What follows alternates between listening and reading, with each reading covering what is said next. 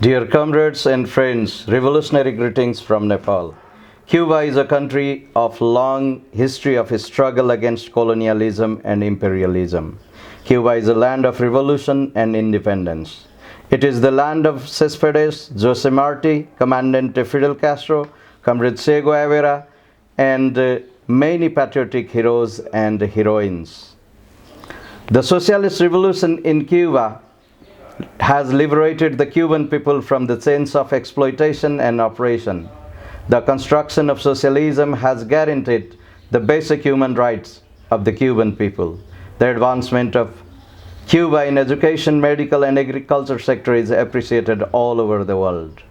The unity of the Cuban people and international solidarity are so consolidated that the imperialist forces cannot even dream of invading Cuba. Socialism is a system of majority of the people. It is based on the collective interest of the human being. It has its golden future and a new level to achieve, that is communism. As Lenin said, the capitalism has reached its highest level, the stage of imperialism.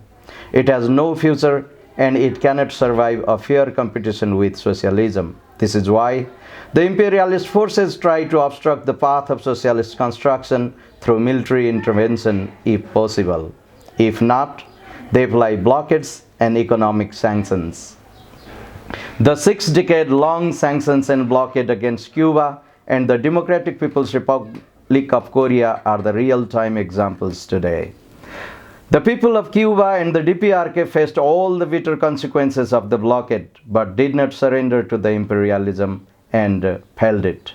The socialist governments tried their best to defy blockade and provide all the services and facilities to their people and proved the supremacy of socialism over profit-mongering capitalism. The blockade has violated the human rights of all the people in Cuba.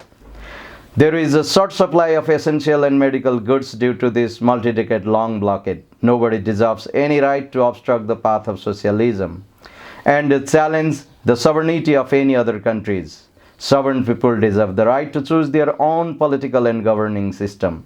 This is why I strongly denounce the illegitimate, immoral, and unjustified imperialist blockade against the socialist Cuba and heartily salute the courage and deterrent spirit of the Cuban people to counter and defy them.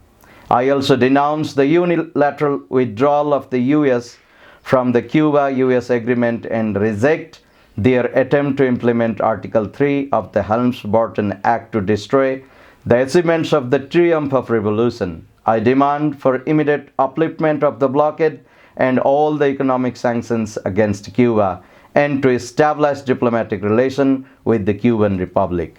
I express my solidarity with the Communist Party of Cuba, with the Government of Cuba, Workers' Central Union of Cuba, CTC, the ANAP, the ICAP, Youth and Women Organizations, Medical Brigades, GRANMA, the Cuban News Agency, Prensa Latina, along with all the institutions which are driving the anti-imperialist movement to a new height, and all the workers, peasants, and revolutionary people of Cuba.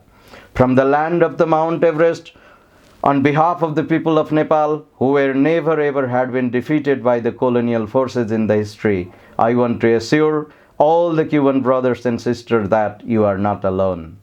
We, the revolutionary people of Nepal, are always with you in all of your struggles because we have the same goal to achieve and the same enemy to defeat. Viva Cuba, viva el socialismo, viva la unidad de los pueblos, viva la solidaridad. Comandante Fidel Castro, siempre viva en nuestras mentes y corazones. With this, I conclude my solidarity message with red greetings and love. Thank you very much. Muchas gracias.